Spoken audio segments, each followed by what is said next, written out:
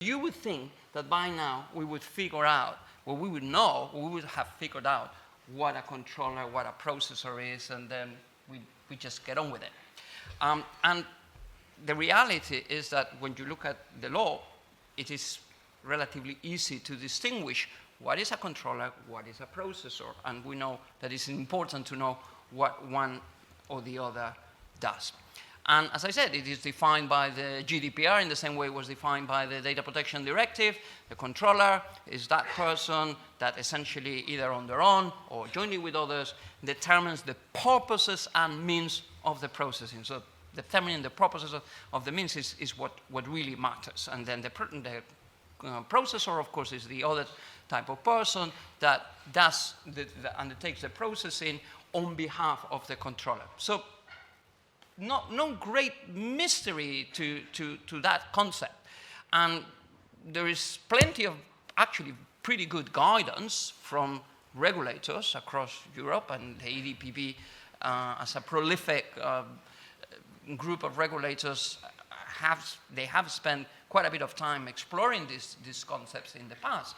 And if we were to really dig into the definition in a more practical way, we would know that essentially when you're looking at what defines a controller, is what they actually do. And by that I mean who makes the decisions in relation to what really matters about the use of personal data.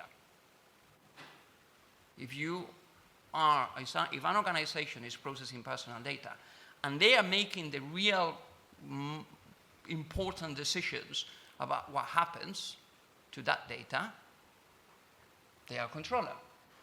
What the data protection authorities have clarified or explained even further is that what really matters is the why. The question of, if you are ever faced with this tricky question of, are we a controller, are we a processor, or is this third party a processor controller?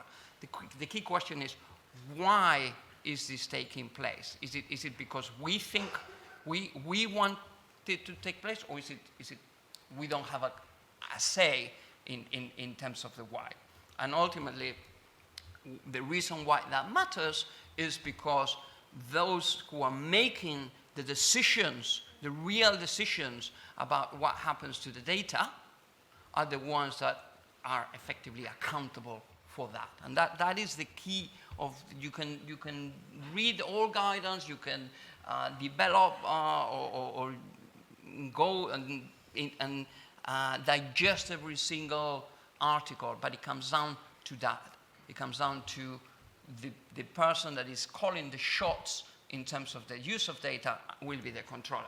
And of course, the processor has that delegated responsibility, but it's delegated from the controller to do things with that information and to basically do whatever they are told by whoever is calling the shots. And yes, I think we probably understand the fact that it's not so clear-cut that the processor doesn't have any say whatsoever. They do have a say. There is a degree of discretion, but it's within the scope of what a controller will have said that they want that data processed for. And ultimately, what really defines what a processor is that whatever they do with that data is not for their own purposes. It's not for their own, it's always to provide a service. It's not for their own benefit in terms of the use of that data.